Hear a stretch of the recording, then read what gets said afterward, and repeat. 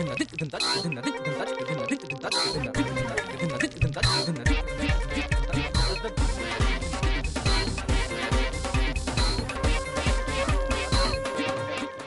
علیکم خواتین و حضرات، حسب حال عزیزی اور ناجیہ کے ساتھ حاضر ہے آپ کا میزبان جنید سلیم۔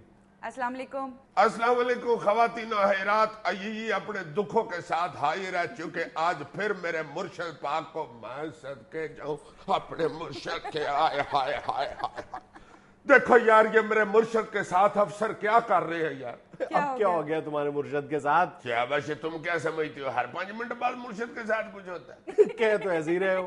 کم ہی کم ایک ہفتہ تو نکالتے ہیں وہ سیانا بیانا۔ دیکھو یار، آج پھر افسروں نے کوئی جعلی سکول کا دورہ کروا دیا میرے مرشد کو۔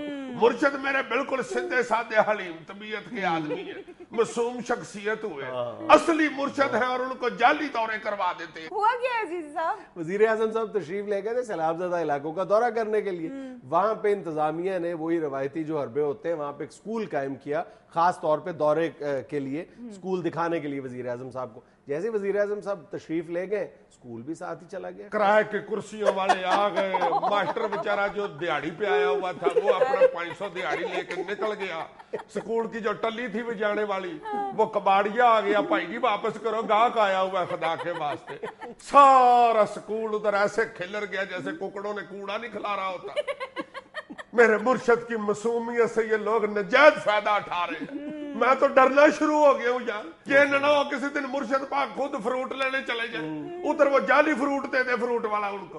ہوتا ہے جعلی فروٹ، وہ پتھر کا بنایا ہوا ڈیکوریشن کے طور پہ لگایا ہوتا ہے انہوں نے۔ مرشد میرے گھر آ کے امب چیرنے لگے تو چھری کھنڈی ہو جائے، بعد میں پتہ چلے یہ امب کاٹنے والا نہیں، چھری تیز کرنے والا امب ہے۔ مرشد میرے کسی تھانے کا افتتاح کرنے چلے گئے، ادھر انہوں نے شفقت چیمے کو ایسا چو بنا کے کھڑا کیا۔ مرشد میرے ابھی فیتا کاٹنے ہی لگے، اوپر سے سید نور آ جائے۔ کیا کر رہے ہیں چیمہ صاحب؟ میری شوٹنگ بیچ میں پڑی ہوئی ہے، آپ ادھر سرکاری فلم کر رہے ہیں۔ بہت ظلم ہو رہا ہے میرے مرشد کے ساتھ۔ میں تو اس بات سے بھی ڈرتا ہوں کہ کہیں میرے مرشد کو غیر ملکی دورے کا کہہ کے یہ جو چبرجی میں ڈیکوریشن جہاز کھڑا ہے اس میں نہ بٹھا دیں یار۔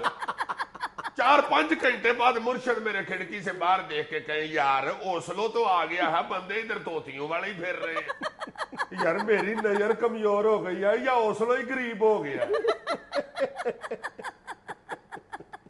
اچھا عزیز صاحب، ایک خبر ہے کہ اگر ٹکٹ ملی تو عمران خان کے خلاف الیکشن لڑوں گا۔ سابق کپتان عامر سہیل نے نون لیگ جوائن کر لی۔ بہت اچھے، یعنی نون لیگ جوائن کرتے ہی سیدھا عمران خان کو چیلنج کر دیا۔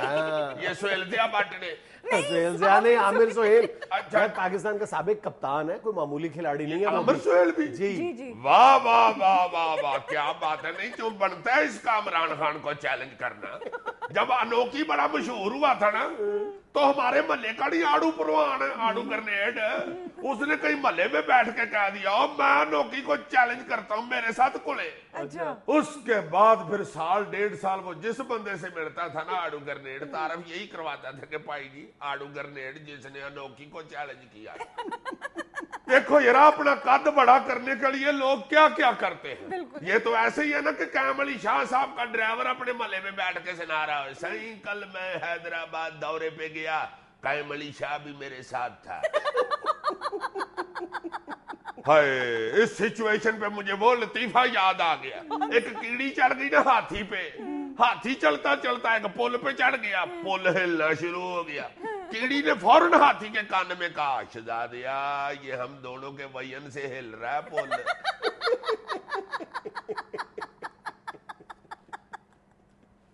تھانہ غالب مارکیٹ لاہور سے 2 ملزم ہتھکڑیوں سمیت فرار، تھانے دار معطل۔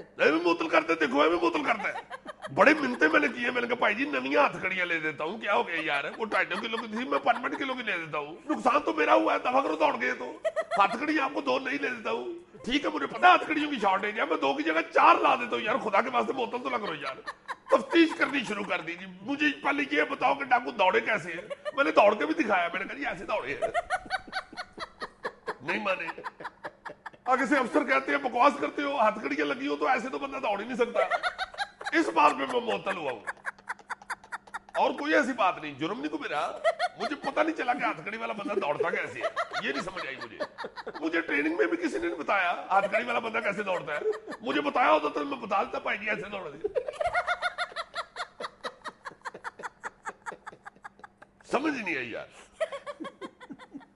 وفاقی وزیر برائے پیٹرولیم و قدرتی وسائل ڈاکٹر عاصم نے کہا ہے کہ گیس لوڈ شیڈنگ کے خاتمے کی تاریخ نہیں دے سکتا. بہت اچھے ڈاکٹر صاحب, نہ آپ گیس دے سکتے ہیں نہ آپ طریقے دے سکتے ہیں, آپ صرف دوائی دے سکتے ہیں جناب. آپ اپنی کلینک پہ کیوں نہیں بیٹھتے جی؟ حد ہی ہو گئی ہے ویسے اس دفعہ تو. ہر بندے کو ووٹ دے کے بھیجا کہ جا کے ہمارے کام سوارے. اسلام آباد جا کے ہر بندہ ہی مکر گیا, میں نہیں کام کر سکتا. وزیر ریلوے صاحب فرماتے ہیں کہ جناب اگر پیسے نہ ملے تو ریلوے بند ہو جائے گی, اور ساتھ انشاءاللہ بھی فرماتے ہیں. پولیس آفیشلز کہہ رہے ہیں کہ جناب اگر ہمیں وسائل نہ ملے تو لا اینڈ آرڈر کا مسئلہ کبھی نہیں ختم ہوگا. کیا مذاق بنایا ہوا انہوں نے یار. یہ انہوں نے چوکیدار والا مذاق بنایا ہوا ہے نا. وہ ایک چوکیدار نہیں تھا محلے میں بازی لگاتا, جاگتے رہنا میرے تے نہ رہنا. بھارت کوئلے سے 75% بجلی بنا رہا ہے جبکہ پاکستان صرف 0.3%. استغفر اللہ یار, ترقی کی اس دوڑ میں ہندوستان کے ساتھ جس معاملے میں مرضی تم اپنا موازنہ کر کے دیکھ لو, شرمندگیوں کی پوری ایک داستان ہے ہمارے. کس بات کی شرمندگی ہے بھائی؟ سن رہے ہو خبر تعریفیں کر رہے ہو؟ خبر سنی ہے سنیے, میں نے خبر ہے کس لیے ہم بنائیں کوئلے سے بجلی. میں فضولی یار, کوئلے کی تو انگیٹھی کمرے میں رکھ دیں, اگر سردیوں میں تو اللہ معاف کرے دھواں اکٹھا ہو جاتا ہے, ہر بندے مر جاتے ہیں. اب کوئلے سے جو بجلی بنے گی اس کی ٹیوب جلائیں گے تو ٹیوب دھواں نہیں مارے گی جی. کوئلے سے بجلی دیکھو یہ رہا, اس بجلی کے ساتھ اے سی چلائیں گے تو اس نے تو گرم ہوا ہی پھینکنی ہے نا. پھٹے منہ اس باربیکیو بجلی کا. اس کوئلے والی بجلی کا صرف ایک فائدہ ہے, اس کی تار پکڑ کے کواب پلیٹ میں رکھ کے ان کو کرنٹ لگائیں تو وہ برر کر کے پھول جاتا ہے. دیکھو یہ رہا, کتنا عرصہ لگا کہ ہم نے کوئلے والی استری سے بجلی والی استری تک کا سفر طے کیا ہے. یہ پھر کوئلے یوں لیا میں کوئلے کی بجلی میں منہ کالا. کیا جسٹیفیکیشن ہے اس کی. ناظرین, یہ وقت ایک چھوٹی سی کمرشل بریک کا. کوئلے والی بجلی سے پنکھا چلائیں نا تو چنگاریاں اڈ اڈ کے آنکھوں میں پڑتی ہیں. یار پاس جنید ایک بڑی ہی اعلیٰ خوشخبری سنی ہے میں نے. کیا بھابی میں کے جا رہی ہیں؟ آپ ادھر آ جائیں بھائی. کیا ہوا؟ نہیں آپ ادھر آ گئے نا تو ہنس رہے لوگوں کو. نہیں یار, اس میں ہنسانے والی کیا بات ہے؟ تمہاری زندگی کا سب سے بڑا دکھ ہے, اس میں تمہیں کیا کیا؟ یار یہ خوشخبری والی بات ہے, بھابی میں کے جا رہے ہر وقت بولتے رہتے ہو تم. یہ لمحہ فکریہ ہے, کیونکہ وہ جب بھی 3-4 گھنٹے اپنے پیکے سے رہ کے واپس آتی ہے تو میری ڈوڈ کو گھنٹہ ضرور بیچتی ہوتی ہے. اچھا آپ بتائیں خوشخبری کیا ہے؟ خوشخبری تو سناؤ کیا ہے. یہ پیڑی ادھر کیوں رکھی ہوئی ہے؟ بوکر وہاں کس نے پھینکی تھی؟ جرابیں ادھر اتار کے پھینکی ہوئی ہیں. تم سننا ہی نہیں چاہتے. بتاؤ یار, بتاؤ. سنائیں. میں یہ بتانا چاہ رہا ہوں, پہلے بھی ویسے تو یہ کریڈٹ ہمارے پاس ہی اب مسلمانوں کے پاس سب سے اونچی عمارت کا. میں نے سنا کہ دبئی میں برج الخلیفہ, ہاں وہ تو 160 منزلہ ہے نا. اب میں نے سنا سعودی عرب میں 200 منزلہ عمارت مان رہی ہے. اب دبئی سے پہلے بھی غالباً ہمارے پاس یہ اعزاز تھا. یہ اگر یہ اعزاز ہے, ملائیشیا کی ٹالسٹ بلڈنگ تھی. یہ مجھے نہیں پتا, مجھے تو ان 2 کا پتا چلا تو میں تو اس وقت سے خوشی سے لوڈیاں ڈال رہا ہوں. ایسے آپس کی بات ہے, اس میں خوشی والی کیا بات ہے؟ انتہائی سڑا ہوا آدمی ہے یہ, اسے ویسے ہی ہائٹ فوبیا ہے. یہ تو مر ہی نہیں جاتا امان سے, جیسے بچوں کو بڑے لوگ مری لے کے جاتے ہیں نا, اسے اس کا بیٹا شاید لے کے جا رہا ہوتا ہے. آجو پاپا آجو, اور آگے آجو, کوئی بات نہیں 1 منٹ, تم فضول باتیں کرتے جا رہے ہو. مجھے بتاؤ اس میں خوشی کی بات کیا ہے؟ یار کیا کر رہے ہو تم یار؟ ایک کریڈٹ ہے کہ دنیا کی سب سے بڑی عمارت مسلمانوں کی ہے. تو اس سے مسلمانوں کی صحت پر کیا اثر پڑے گا؟ مسلمان خوشحال ہو جائیں گے, آنے والی نسلیں ہماری. بڑا اثر پڑتا ہے صحت پہ. اتنی اونچی بلڈنگ کے اوپر بڑی اچھی ہوا چلتی ہے. بڑی لوگ کوٹھے پہ منجیاں بچھا کے سویا کرتے تھے. یہ رہا سوچو نا, 200ویں منزل کے کوٹھے پہ منجیاں بچھائی ہو. یار یقین کرو, مجھے تو ذرہ برابر بھی اس طرح کی خبریں سن کے خوشی نہیں ہوتی کہ جناب بلند ترین عمارت ہم نے بنا لی ہے, اس سے پہلے دبئی میں تھی, اب سعودی عرب کے پاس یہ اعزاز آ جائے گا. $1.2 بلین خرچ کیا جا رہا ہے, اور دبئی والا جو برج خلیفہ تھا اس پر $1.5 بلین خرچ ہوئے تھے. کس کھاتے میں یہ اتنی یہ جو مسلمانوں کی دولت ہے یہ کس کام آ رہی ہے؟ اونچی بلندوں بالا فلک دوز عمارتیں بنانے پہ. میں تمہیں صحیح کہہ رہا ہوں, اتنے اونچے کوٹھے کے اوپر سوئے وہاں تک مچھر نہیں پہنچتا, بندہ یہ سوتا ہے. یار صرف زاویہ نگاہ کا فرق ہے, سوچنے کے انداز کا فرق ہے, ترجیحات کا فرق ہے. 1949 میں دنیا بھر کے جو امیر یہودی تھے انہوں نے مل کے $1 بلین جمع کیا تھا یہودی عبادت گاہ سینیگوگ بنانے کے لیے, شاندار قسم کی, کہ ہم یروشلم میں بنائیں گے اور اس جیسا سینیگوگ پوری دنیا میں کہیں نہیں ہوگا.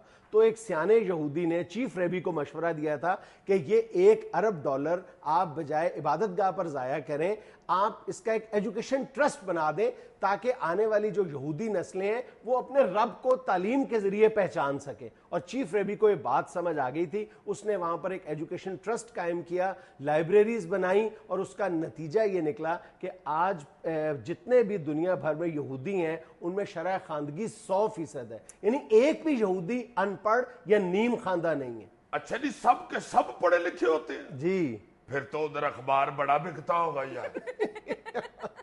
یار تم یہ دیکھو کہ اسرائیل کے اندر 45 ایسی یونیورسٹی ہیں جو بین الاقوامی سٹینڈرڈز کو میٹ کرتی ہیں, اور جو دنیا کی 500 ٹاپ یونیورسٹیز ہیں ان میں ان کا شمار ہوتا ہے. صرف امریکہ کے اندر 5758 یونیورسٹیز ہیں.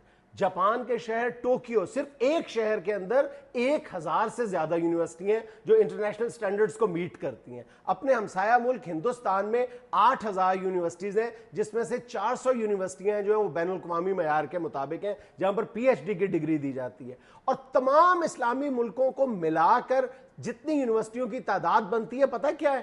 کیا؟ 500. اور 500 کے اندر سے بھی صرف 55 یونیورسٹیز ایسی ہیں جو انٹرنیشنل سٹینڈرڈز کے مطابق ہیں. کیا بھائی 500 تو بندہ آپ اسلامی دے چھوڑتا ہے. اور ان 500 یونیورسٹیز میں صرف 162 یونیورسٹیز ایسی ہیں جو بین الاقوامی معیار کے مطابق ہیں. اچھا 162 روپے کلو ملتا ہے. بس ہماری دنیا 64 تک ہی محدود ہے.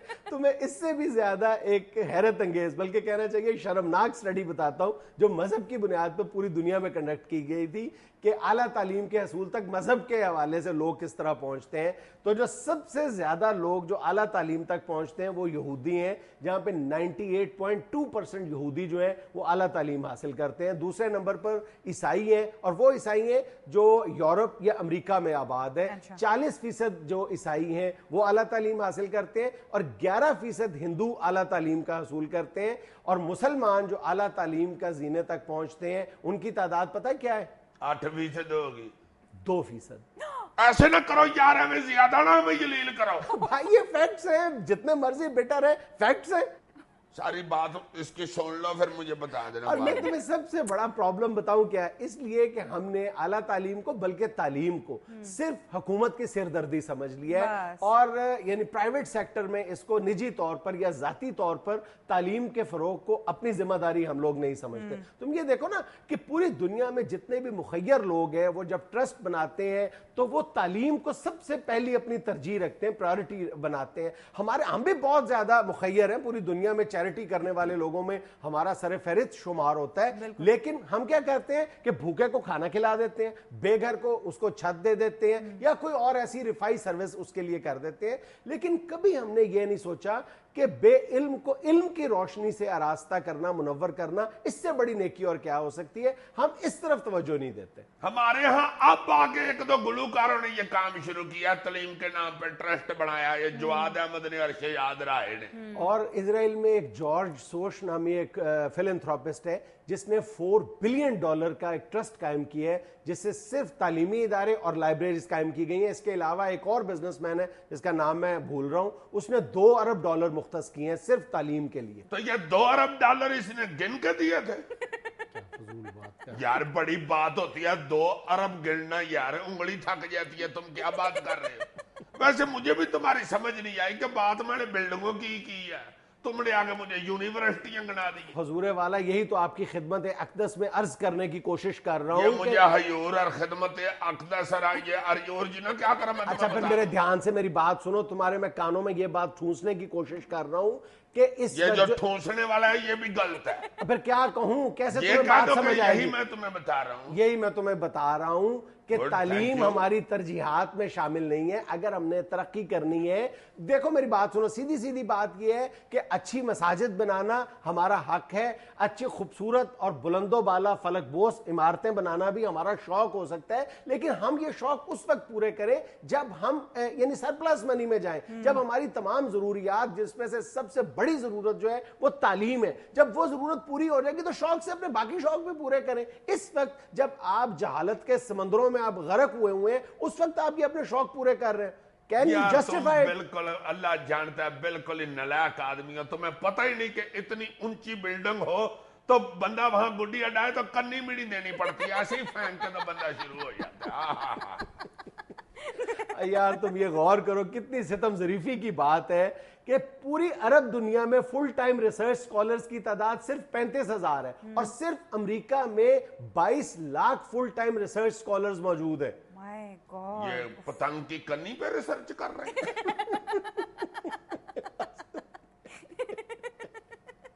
नाज़रीन, यहाँ मजबूरन लेनी पड़ रही है एक छोटी सी कमर्शियल ब्रेक। ये जो इसने कहा ना मजबूरन लेनी पड़ रही है ब्रेक, ये भी इसने तंजिया किया है, मैं जानता हूं इसको। जी जी साहब, आज आपके पास किस टाइप की मुखबरी हैं? डिश डिश होए लकी लकी ओए, लकी लकी ओए, होए लकी लकी ओए, लकी लकी ओए, होए लकी लकी।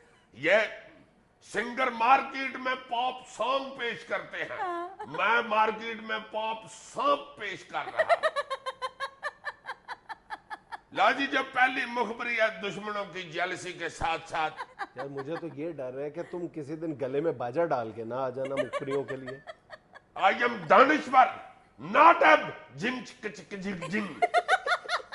जी, मुखबरी ये है जनाब के एक बहुत अहम शख्सियत के रिश्तेदार साहब को जाहिर सिफारिश ही हुई होगी, मोहब्बत ही फरमाई होगी उन्होंने, ठेका दिया गया अपने रिश्तेदार एक को। कौन सा? बिजली बनाने का रेंटल पावर प्लांट। अच्छा, इसका मतलब अहम शख्सियत वफाक से होगी। जाहिर है यार, इसमें कौन ये देखने वाली क्या बात है? यार सीधी अगर बात तो है इस बंदे ने मुखबरियों में बोल लेना तो मैं नहीं सुनाऊंगा यार। मुखबरियां, ये रेंटल मैं चैलेंज मेरी कर रहा हूं। बात सुन लो, ऐसी फजूल रेंटल पावर प्लांट का अगर ठेका मिला है तो सूबाई शख्सियत तो नहीं होगी ना, वफाक की तो होगी। यार तुम ये जरूर वफाक की तरफ ध्यान डलवाना चाहते तो हो। व्यूअर्स को नहीं पता तुम क्या कह तो रहे हो? व्यूअर्स को पता है तो उनको पता रहने दो, तुम जरूर पता लगवा रहे हो ताकि मुझे लग पता जाए यार। अजीब बंदा है यार। लो जनाब, जब उनको रेंटल पावर प्लांट के जरिए बिजली बढ़ाने का ठेका दिया गया तो 6.4 अरब रुपया, 6.4 अरब रुपया उनको एडवांस के तौर पर दे दिया गया। अच्छा, उन्होंने जनाब 230 मेगावाट बिजली बनाने का ठेका हासिल किया और एक अदद रेंटल पावर प्लांट मंगवा लिया। अच्छा, जब प्लांट साहब इधर तशरीफ लाए तो उस शख्सियत ने खुद ही देखा, जब जिन्होंने मंगवाया था तो उन्होंने कहा ला भाई काम माड़ा ही हो गया, ये तो स्क्रैप ही निकल आया है? समझ उनको आ गई कि ये को काम खराब होगा, बिजली इससे बननी नहीं, बुजुर्ग आदमी लग रहा है ये प्लांट। होते हैं ये पुराने बंदे को बुजुर्ग कह लेते हैं। लो जनाब, जब उन्होंने कहा कि तजर्बा तो करना चाहिए, अब मंगवाया भी है और ठेका भी ले लिया और 6.4 अरब रुपया भी पकड़ के जेब में डाल लिया। जब प्लांट चलाया तो उसने कितनी बिजली प्रोड्यूस की, जरा लगाओ अंदाजा। आदि 15 मेगावाट बिजली बनाई उन्होंने, यानी 215 मेगावाट प्लांट साहब के को गिटे गोडों में ही बैठ गई। माय गॉड, सिर्फ 15? जी जनाब, 215 बीच में से गैप और सिर्फ 15 मेगावाट वो प्लांट साहब बिजली बना रहे हैं। तो जिन्होंने मंगवाया था अब उस 15 मेगावाट से सिर्फ अपना फोन चार्ज कर रहे हैं और बार बार उनको कॉल कर रहे हैं, क्या की भेज दिता जे ना इंज करो मेरे नाल, 230 मेगावाट का ठेका था وہ گفتگو کرتے کرتے پھر بیٹری ڈاؤن ہو جاتی ہے, پھر چارج کر لیتے ہیں. اب صرف ان کا فون چارج ہو رہا ہے اس پلانٹ کے ساتھ. اچھا یار, وفاقی شخصیت کے بارے میں کوئی ایک ہنٹ. لو جی دوسری جو مخبری نہیں رہنے دو ویورز مجھے کہتے ہیں کیا بزدلانہ قسم کی یار تم مخبریاں سناتے ہو کیوں شو کر کے باہر لوگوں میں پھرتے رہتے ہو, تمہیں ویورز کیوں کہتے ہیں, تم کر کیوں یہ کیا بات ہے, گھر بیٹھا کرو. تم بتاؤ نا یہ کیا بات ہے. ویورز میں نہیں پھرتے اس طرح کے شو کر کے. ویورز پھر غلط باتیں میں پوچھتے ہیں. مجھے کئی لوگوں نے پوچھا کہ یار تمہارا اینکر آگے سے میں ہی کیوں نہیں ہٹاتا, گھر سے ننگی پیری جاتا ہے یہ. میں پھر بہانے لگاتا ہوں کہ نہیں یار ابھی چھوٹا ہے نا, گر پڑتا ہے نیچے, اس لیے آگے میں ہی رکھا ہوا ہے. دوسری مخبری مارکیٹ میں فلوٹ کر رہا ہوں. یہ جب پچھلے دنوں گورنر اسٹیٹ بینک نے استعفیٰ پیش کیا تھا یرداری صاحب کو, اس کی ذرا اصل سٹوری سن لے, ہنسی والی ہے. گورنر اسٹیٹ بینک نے جا کے حفیظ شیخ صاحب سے کہا کہ بھائی جی میں تو دینے لگا ہوں استعفیٰ. حفیظ شیخ صاحب نے کہا کہ کوئی ایسی بات نہیں, تم دو استعفیٰ, میں بھی دوں گا استعفیٰ. اچھا جی جناب. جو سیکٹری فنانس ہیں انہوں نے بھی ساتھ جوش و جذبے کا مظاہرہ کیا, انہوں نے کہا میں بھی دوں گا استعفیٰ. ایک اور افسر تھے, انہوں نے بھی جذباتی بنیادوں پہ بیان دیتے ہوئے کہا کہ میں بھی دوں گا استعفیٰ. وہ جیسے نہیں کہتے کہ 5 چوہے گھر سے نکلے کرنے چلے شکار, اسی طرح 4 افسر گھر سے نکلے دینے گئے استعفیٰ. اگے میں سناؤں گا وہاں جو ہوا لطیفہ. لو جناب, چاروں افسروں نے اپنے اپنے استعفے ٹیپ کر کے تو جیب میں لپیٹ کے ڈال لیے. یار سیدھا استعفیٰ جیب میں نہیں آتا, لپیٹنا پڑتا ہے. ادھر جب پہنچے تو گورنر اسٹیٹ بینک نے جب اپنا استعفیٰ دیا تو باقی 3 جو تھے وہ اپنا ادھر ادھر خارج کرنی شروع ہو گئے. اب وہ جو بیچارہ گورنر اسٹیٹ بینک تھا وہ اشارے کر رہا تھا.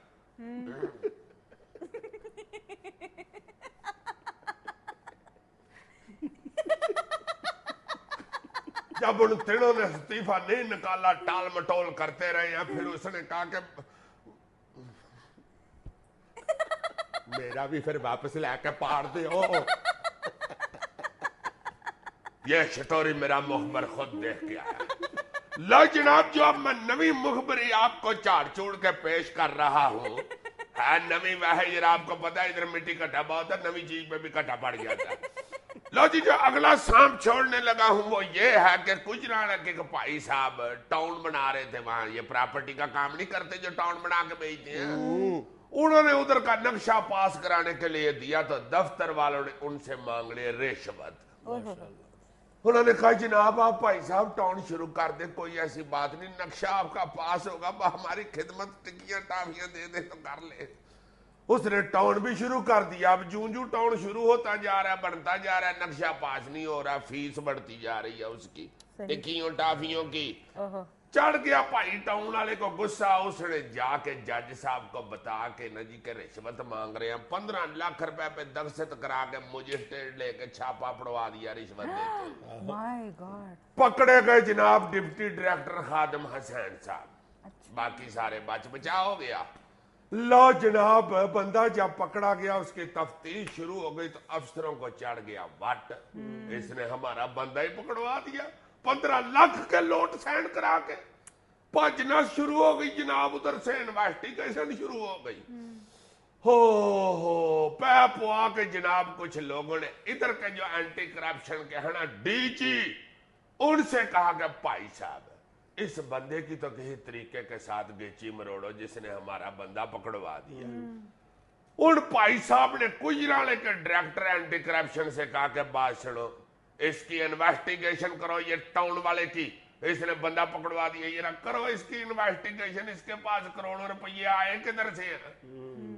گجرالے والے کے اینٹی کرپشن کے افسر نے کہا کہ جناب عالی وہ لینڈ کا کام کرتا ہے پراپرٹی کا, اس میں کون سی انویسٹیگیشن والی بات ہے. اس نے اس کی انویسٹیگیشن نہیں کی, اس بیچارے کو بھی ظفر قریشی کی طرح ٹرانسفر کر کے ادھر سے تو دڑا دیا. اب ان کے بچے ان کا گھر میں کر رہے ہوتے ہیں, ابو پی پی پی پی پی پی پی پی, شریف آدمی کا مذاق اڑاتے ہیں بچے, تو میں نہیں پتا. लो जी, जो अगली मुखबरी सुना रहा हूं वो ये है कि एक भाई साहब PIA के टिकट मैनेजर बन के गए अमेरिका। जब उनके ऑर्डर होने वाले थे, इन्होंने पहले ही उधर कागजात भेज दिया अपनी इमिग्रेशन के लिए। तो फटाफट इमिग्रेशन तो मिलना उधर से। लो हजूरे वाला, जब वो वहां पहुंचे, इमिग्रेशन का अमल जारी सारी था। मुखबर मेरा ये बताता है कि इमिग्रेशन का वकीलों शकीलों का जितना खर्चा हुआ है ना, वो PIA के पैसे ही उन्होंने उधर पे किए। What? हाँ जी, आपको पता नहीं जनाब, ये जो उधर जाके सारे लगते हैं ना, ये हर काम अपना PIA के पैसों पे ही करते हैं, सिवाय बाथरूम जाने के। लो हजूर, उधर इमिग्रेशन का केस उनका शुरू हो गया। 3 साल के लिए गए थे, साल में ही उनको जनाब ग्रीन कार्ड में लग गया। वो उन्होंने जेब में डाला और वापस पाकिस्तान आ गए। अब ये भाई साहब हैं कौन? हाय हाय हाय हाय, वाह कुर्सिये, अब बड़ी ताकतवर है तू कुर्सिये।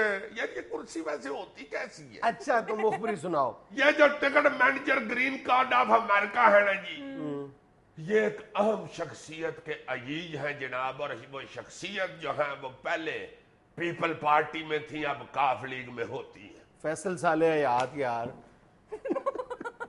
नाज़रीन, यहाँ में लेंगे एक छोटी सी कमर्शियल ब्रेक। अल्लाह जानता है ये उम्र में मुझसे बढ़ाना ना हो, मैंने इधर ही लम्बियां पा लेना है इसको। अजीज साहब, आज जब मैं रास्ते में आ रही थी स्टूडियो अपने भाई के साथ, तो एक चौक पे खड़ी हुई, वहां पे बहुत सारे फकीर एकदम इकट्ठे हो गए। तो मेरे भाई उनको निकाल के पैसे देने लगा, तो मैंने उसे मना कर दिया कि पैसे मत दो इन्हें, जो डिजर्विंग लोग हैं उनको जाकर इदारों में दिया जा सकता है, तो इस सड़क पे जो मांगने के लिए आते हैं उनको मत दो। तो मैं आपसे ये पूछना चाहती हूँ कि जो सड़क पे पेशावर फकीर खड़े हुए होते हैं, इनको इस तरह पैसे देना जायज़ है, सही है या गलत है? पूछ भी तुम किससे रही हो?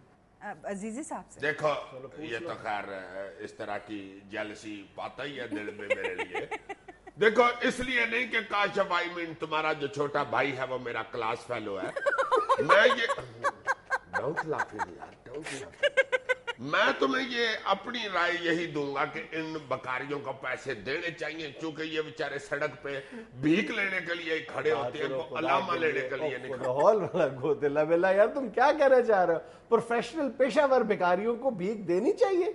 और क्या करना चाहिए जनाब? बिल्कुल नहीं देनी चाहिए, 100%। इस बात में तो कोई दो राय हो ही नहीं सकती। पेशावर भिखारियों को डिस्करेज करना चाहिए। यार को खुदा का खौफ किया करो। बेकारी बेचारे सड़क पे इसीलिए खजल हो रहे होते हैं कि उनकी को अमदाद कर दे, और उनकी अमदाद करनी चाहिए, ऐसे ना किया करो। अच्छी बात कर रहे हो। चोर और डाकू भी सड़कों पर और गलियों में इसीलिए खजल हो रहे होते, उनकी भी कुछ मदद कर दिया। तो ठीक है, जब मेरे पास आएंगे मैं मोबाइल दूंगा उनको फौरन। इसमें कौन सी बुरी बात? ये बताओ, ये तू मैं कर रहे हो तुम मेरे साथ? तू मैं कर लेते हैं। चलो जी, जो मेरी बात सुनो। कमोबेश 1 साल पहले तुम इसी मसले या इससे मिलते जुलते एक मौजू पर मैं तुमसे मगजमारी कर चुका हूँ। वो मगजमारी की है। तू मैं मगजमारी नहीं होती, ये ज़बान मारी होती है। तुम्हारी तरफ से ज़बान मारी होती है, मेरी तरफ से मगजमारी तरफ से भी ज़बान मारी हो रही होती है, तुम्हारी को कान में से आवाज नहीं निकल रही होती। अच्छा, तो मौजू की तरफ आओ। मौजू की तरफ आप उनके क्राइम में बराबर के शरीक हो जाते हो, जो आप माशरे पर उनको बोझ बनाते हो। ना सिर्फ ये, देखो मेरी बात सुनो। पहली बात तो ये कि वो भिखारी कतई तौर पर नहीं होते, वो क्रिमिनल गैंग्स हैं जो शहरों में ऑपरेट करते हैं, जिनकी तादाद सैकड़ों में होती है, और हम उस क्राइम में मुमदो मुआवन साबित होते हैं। सीधी सीधी बात। यार एक बंदा आपके सामने हाथ फैला रहा है यार, तरले आपके मिन्नतें कर रहा है, वास्ते दे रहा है, वो क्रिमिनल है या जो भी है, उसको दो। जब को बंदूक निकालता है उसको फौरन दे देते हो। जो मिन्नतें कर रहा है बिल्कुल बिल्कुल बिल्कुल भोंडी दलील है कि तुम्हारी को मिन्नत समाजत कर दे तो तुम उसको पैसे दे दो। चलो मैं ये भी मान लेता हूं कि मिन्नत समाजत के नतीजे में तुम उसकी मदद कर दो, चाहे वो डिजर्विंग हो या ना हो। लेकिन मेरी बात सुनो, क्या तुम्हें 100% यकीन है कि तुम जिस लूले लंगड़े या माजूर भिखारी को भीख दे रहे हो वो उसी के इस्तेमाल में आएगी? यकीन करो कि उसके इस्तेमाल में उसका 10% हिस्सा भी नहीं आता, 90% हिस्सा जो है उसके ठेकेदार की जेब में चला जाता है, जिसके नीचे इस शहर में एक इलाके में सैकड़ों की तादाद में भिखारी काम कर रहे होते हैं। यार पूरे माफियाज हैं ये। ओ भाई जी, मैं तो बकारी तक ही रह सकता हूँ, मुझे क्या पता कि तुम कहाँ फकीरों के ठेके। ऐसे फजूल बात में सीरियसली बात करो। सीरियस बात कर रहा हूँ। एक बंदा सामने आया हुआ है, खुदा के नाम पे भीख मांग रहा है, मैंने उसे दे दी, बात खत्म हुई। अच्छा, तो वो बेशक ठेकेदार के पास जाए या अपनी फूफी के पास जाए, मुझे यार वो क्रिमिनल ठेकेदार होते हैं जिनकी तुम मदद करते हो, जिनके मोटे मोटे पेट भरते हो तुम। तो तुम उनको ना देखो, तुम जो सामने तुम्हारे तरले ले रहा है उसको देखो ना। और यार ये तुम्हें कैसे इस बात का यकीन है कि जो तुम्हारे सामने आया उसके पीछे कोई और वारदातियां नहीं है? यार वो क्रिमिनल्स हैं, फ्रॉडिये हैं। और यार जाने दो, खुदा का वास्ता है, वो बेचारी मस्कीन खवातीन जो छोटे छोटे मासूम बच्चे गोद में उठा के धूप में मांग रही होती है, वो क्रिमिनल हो गई है और यार। यार खुदा का जो उस मासूम बच्चे ने फीडर की जगह पिस्तौल पकड़ी होती है, जो क्रिमिनल कह रहे हो। तुम इतने मासूम ना बनो खुदा के लिए कि तुम्हें ये समझ नहीं आती कि वो बच्चे ज्यादातर केसेस में उनके अपने बच्चे नहीं होते, उनको नशा आवर अद्वियात पिलाई होती और है, वो सोए हुए होते हैं, और उनमें से बहुत सारे अगवाशुदा बच्चे होते हैं। खुदा के लिए बात को समझने की कोशिश करो, मामले की संगीनी को समझो। यार खुदा के वास्ते 5-10 रुपये वो मांग रहे हैं, उसको दे के जान छिड़ाओ, कहाँ तफ्तीशें करते फिरते हो? यही गलत बच्चा किसी किराए से लेके आया ये हुआ है, यही नशा गलत किया हुआ है। रवैया है कि जी 2 रुपए या 5 रुपए दे के अपनी जान छुड़ा लो, अपनी जान छुड़ा लो और एक समाजी लानत के फरोग में आप मददगार बन जाओ। अच्छा भाई जी, एक महकमा कायम करो जी जो फकीर पास किया करे, जैसे पहले टांगे नहीं थे पास होते, वो इधर टैग लगाया करेगा फकीरों के कि ये डिजर्विंग है। या तुम ईमानदारी से बताओ कि अगर तुम अपने इर्द गिर्द नजर दौड़ाओ तो तुम्हें हकदारों की कोई कमी नजर आती है? अब भाई जी इर्द गिर्द भी मैं बड़ा देखता हूँ, जब इर्द गिर्द देखता हूँ तो मुझे महसूस होता है कि मुझे मांगना चाहिए। और खुदा का खौफ करो, तुम एक गैरतमंद आदमी हो, और यही तो मेरी इस सारी बात की बुनियाद है कि कोई भी गयूर गैरतमंद शख्स जो है वो कभी भी सरेआम दस्ते सवाल दराज नहीं करता दूसरों के सामने, उस पर कितनी मर्जी भूख और कड़ा वक्त क्यों ना गुजर रहा हो, कभी वो अपना हाथ नहीं फैलाता सबके सामने। और कुछ ये कि आप गली गली चौक चौक में जलीलो खार होते रहे दूसरे लोगों के सामने। काशिफ है, मैंने तो मजाक से बात की थी, उसने गैरतमंदी की तरफ टोर दिया। जहां गैरतमंदी का तल्लक है, ये सच्ची है, चुप कर जाया करो यार। इसको मैं सच्चा कह दूंगा, मैंने तुम्हें नहीं सच्चा कहना, जो मर्जी हो। नाज़रीन एक छोटा सा वक्फा, या फिर मेरे साथ फिक्स कर लो, एक हफ्ता मैं जीतूं, उससे अगला हफ्ता तुम हारो, उससे अगला हफ्ता फिर मैं जीतूं। बड़े सियाने हो तुम। इसे सियाना नहीं कहते, खसियाना कहते। यार पाजनैद, ये जो कराची में गोलियां चल रही हैं, ये कुछ सलंसर वाली बंदूकों से चल रही हैं, इनकी आवाज किसी को सुनाई नहीं दे रही। या वहां जो लाशें गिर रही हैं, ये कोई फिल्मी लाशें गिर रही हैं कि हम अवाम क्या, हुक्मरान क्या, सियासतदान क्या, सिर्फ एक फिल्म की तरह उसे देख रहे हैं। यार सच्ची बात बताऊं, मुझे कुछ समझ नहीं आता कि कराची की इस आग के हवाले से क्या कहूं, क्या कहा जाए। यह तमाम जुमले, तमाम अल्फाज, तमाम तज्जिए अपना असर खो चुके हैं। एक ही तरह की बातें, एक ही तरह के एक्शन, एक ही तरह के मौक़िफ़ सुन सुनकर अवाम भी बेचारे बेहिस हो चुके हैं। और ये वही मजमूई बेहिसी है जो पूरे माशरे पर इस वक्त छा चुकी है कि हमें सिर्फ अपने घर की फिक्र है। यही देख लो ना, हम अक्सर इस बात का जिक्र करते रहे हैं कि जब दूसरे इलाकों में ये आग लगती है, हम मजे में अपनी जिंदगी गुजार रहे होते हैं, हमें ये एहसास तक नहीं होता कि कल कला यही आग जो है ये हमारे घर में भी आएगी, हमें भी झुलसाएगी, हमें भी इसकी हीट आज फील करनी चाहिए। वो नहीं करते, अगले दिन जब वो आग हमारे घर को झुलसाती है तब हमें उसकी हिद्दत का अंदाजा होता है। अब तो यार बेहिसी का आलम ये हो गया है कि हम टेलीविजन पर जब ये कत्लो गारतगरी की तस्वीरें देखते हैं, जब हम खबरें सुनते हैं, तो हम फौरन चैनल चेंज कर देते हैं। हमारे लिए आज 20 अफराद हलाक, कल 30 मरे थे, आज 50 मर गए, ये सिर्फ नंबर गेम रह गई है।